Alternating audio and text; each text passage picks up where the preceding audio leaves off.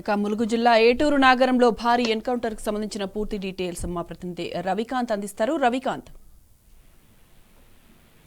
సాయి మాధవి, ఏటునాగరం మండలం చెల్పాక కొండాయి అటవీ ప్రాంతంలో గ్రేహౌండ్స్ బలగాలు మావోయిస్టులకు మధ్య ఎదురుకాల్పులు జరిగిన పరిస్థితి కనిపిస్తా ఉంది. ముఖ్యంగా 5 మందికి పైగా దళ సభ్యులు మృతి చెందినట్లుగా కూడా మనకు సమాచారం అందుతా ఉంది. దీంట్లో మావోయిస్టు దళ కమాండర్ కూడా ఉన్నట్లుగా మనకు తెలుస్తా ఉంది. భారీగా ఆయుధాలు కూడా స్వాధీనం చేసుకున్నారు పోలీసులు. చెల్పాక అటవీ ప్రాంతంలో ఇటీవలి కాలంలో ఇదే అతిపెద్ద ఎన్కౌంటర్ గా మనం చెప్పుకోవచ్చు. గతంలో ఒకసారి మావోయిస్టులు పెట్టినటువంటి మందు పాత్రకు కొన్నేళ్ల క్రితం ఒక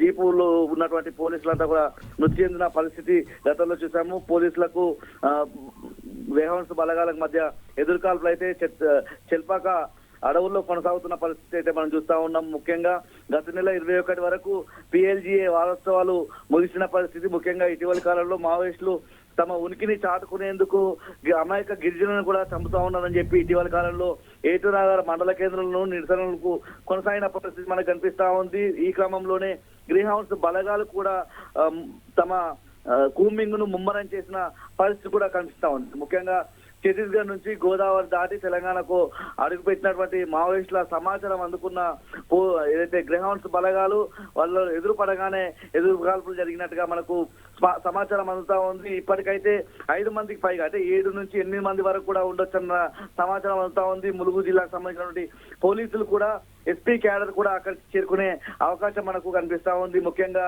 ఇటీవలి కాలంలో ముఖ్యంగా ఆదివాసీలను కూడా మావోయిస్టులు చంపుతున్నారన్నటువంటి ఒక ఆరోపణ మావోయిస్టుల పైన ఉంది. ముఖ్యంగా ఏదైతే పోలీస్ ఇన్ఫార్మర్ నేపథ్యంతో ఇటీవలి కాలంలో వాజేడు మండలంలోనూ 2 హతమార్చిన పరిస్థితి చూసాము. ఈ క్రమంలోనే ఆదివాసీలంతా కూడా అక్కడ ఉన్నటువంటి వాళ్ళంతా ఏటూరు మండల కేంద్రంలో తమ నిరసన ర్యాలీ కూడా నిర్వహించిన పరిస్థితి చూసాము. ముఖ్యంగా మరోసారి మావోయిస్టులు ఉనికి చాటుకునేందుకు విధ్వంసాలు చేస్తారన్నటువంటి సమాచారంతో గ్రేహౌండ్స్ బలగాలు అడవుల్లో ఏటూరు కావచ్చు, అటువైపు ఉన్నటువంటి ములుగు జిల్లా అడవుల్లో ముమ్మరంగా కూంబింగ్ ఇస్తా ఉన్న పరిస్థితి. ఈ క్రమంలోనే ఎదురుపడ్డటువంటి